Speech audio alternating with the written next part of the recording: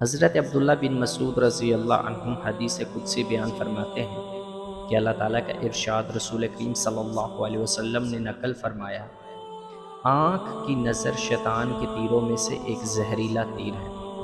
پھر فرمایا، اللہ تعالیٰ فرماتا ہے کہ جو شخص میرے خوف سے باوجود دل کے تقاضے کے اپنی نگاہ کی حفاظت کر لے تو میں اس کے بدلے میں اسے ایسا پختہ ایمان دوں گا جس کی لذت اور مٹھاس کو وہ اپنے دل میں محسوس کرے گا۔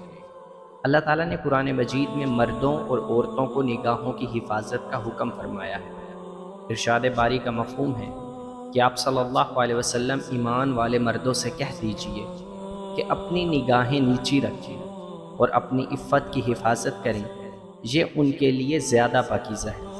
اس کے بعد ارشاد باری تعالیٰ ہے کہ آپ صلی اللہ علیہ وسلم عورتوں سے بھی کہہ دیجئے کہ وہ اپنی نگاہیں نیچی رکھیں اور اپنی عفت و عصمت کی حفاظت کریں۔ اللہ تعالیٰ نے انسان کو جس جسمانی نعمتیں عطا فرمائی ہیں، ان میں آنکھیں اللہ کی بہت بڑی نعمت ہے۔ جو لوگ اس نعمت سے محروم ہیں، انہی سے اس نعمت کی قدر و منزلت معلوم ہو سکتی۔ اللہ رب العزت نے آنکھ کے استعمال کی جگہیں بتائی ہیں کہ ان کے ذریعے اللہ تعالیٰ کی بنائی ہوئی چیزوں کو دیکھیے، نگاہوں کے ذریعے عبرت اور علم و یقین حاصل کیجیے اور پھر اس کے احکام کے مطابق زندگی گزاریے۔ قرآن حکیم میں کئی انداز سے اس کی تعلیم دی گئی ہے۔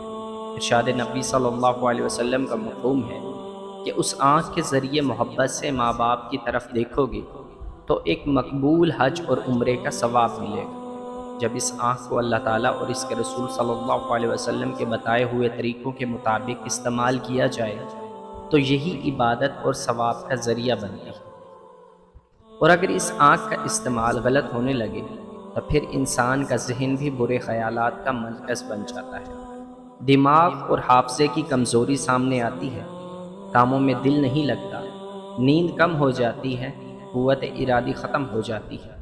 یہ ساری مشکلات صرف آنکھ کی حفاظت نہ کرنے کی بنا پر پیش آتی ہیں۔ رسول اکرم صلی اللہ علیہ وسلم نگاہ کی حفاظت کے بارے میں صحابہ اکرام رضی اللہ عنہم کی باقاعدہ تربیت فرماتے ہیں۔ ایک مرتبہ فرمایا کہ تم راستوں میں بیٹھنے سے بچا کرو، اگر ضرورت کی وجہ سے راستے میں بیٹھنا پڑ جائے تو راستے کا حق ادا کیا کرو۔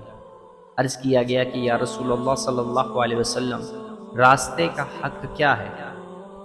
آپ صلی اللہ علیہ وسلم نے فرمایا، نظریں نیچی رکھنا، کسی کو تکلیف نہ دینا، سلام کا جواب دینا، نیکی کا حکم دینا اور برائی سے روکنا۔ حضرت جریر رضی اللہ عنہ نے ایک بار پوچھا، یا رسول اللہ صلی اللہ علیہ وسلم، اچانک نظر پڑ جائے تو اس کا کیا حکم ہے؟ ارشاد فرمایا، اپنی نگاہ پھیر لو۔ سورہ بنی اسرائیل میں ارشاد باری تعالیٰ کا مفہوم ہے، بے شک ہر شخص سے کان، آنکھ اور دل کے اعمال کے بارے میں پوچھا جائے گا۔ انسان سوچتا ہے یہ تو بڑا مشکل کام ہے، لیکن ہمت کر کے انسان نگاہ کی حفاظت کرنا شروع کر دے تو بہرحال اس پر قابو پا سکتا ہے۔ انسان اگر یہ چاہے کہ اس کی زندگی پرسکون ہو، اس کے خیالات پاکیزہ ہوں، اس کی جسمانی اور روحانی صحت اچھی رہے تو اسے اپنی نگاہوں کی حفاظت کرنی چاہیے۔ نگاہوں کی حفاظت کے فائدے اور نہ کرنے کے نقصانات ذہن میں رکھیں۔ قرآن حکیم اور سیرت طیبہ صلی اللہ علیہ وسلم کا مطالعہ کرتا رہے، اپنے گھر، ماحول اور در و دیوار کو پاکیزہ رکھیں، اپنی نشست پر برخاست کو پاکیزہ بنائیں تو یقینی طور پر نگاہوں کی حفاظت ایک آسان عمل ثابت ہوگا، اور پھر اس سے سماج اور معاشرے میں پھیلی بے حیائی، فحاشی اور جنسی جرائم کا بھی خاتمہ ہوگا۔